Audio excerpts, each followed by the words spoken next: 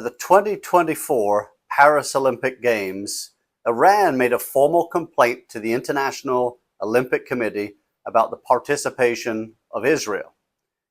It shows the roots of the conflict right now between Israel and Iran played out through sports. And in this video, we'll study the history, the geography, and how this plays out sporting-wise in the budding conflict between Israel and Iran.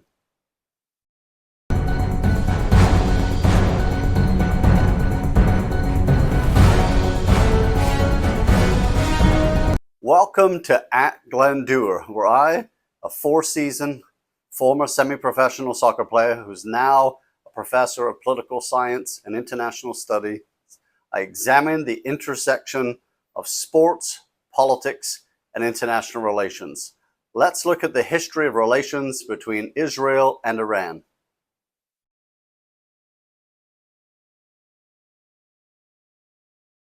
The relationship between Israel and Iran actually started out relatively well.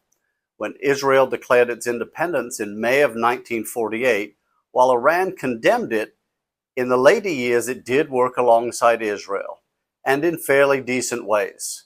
Although Iran never signed a peace agreement or normalization agreement with Israel, they did maintain decent relations.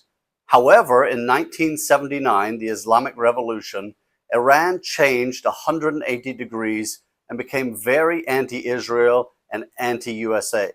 However, it was also in the midst of the 1980s, from 1980 to 1988, that Iraq and Iran went to war, and so Iran's ire was not on Israel. But when the 21st century dawned, this is when we saw a lot of change, including in the mid-2000s when the former firebrand president Mahmoud Ahmadinejad threatened to wipe Israel off the map. Ahmadinejad, with the Ayatollah, also began developing a significant nuclear program today that encompasses over 130 different nuclear sites. Israel has never backed down from trying to secure its own sovereignty. In 1981, for example, it neutralized the Osirak reactor in Iraq and effectively nullified a lot of Iraq's nuclear program. They did the same thing in Syria in 2007.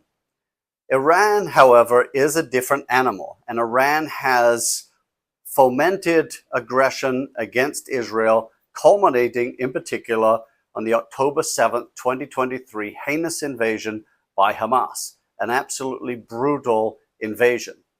But the two sides never went directly to war against one another until April of 2024, when Iran sent drones at Israel, and Israel, alongside the United States and others, managed to shoot them down.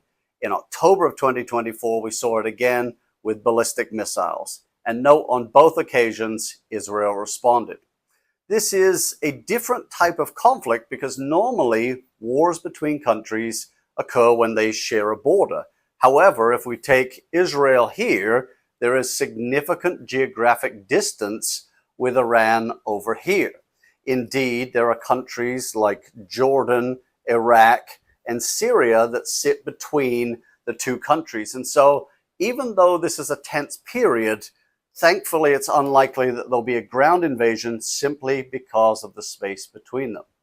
In terms of sports, this is also an interesting area because Israel being in the Middle East, Iran being in the Middle East, they should be both part of the AFC, that is the Asian Football Confederation under FIFA, when we think about soccer.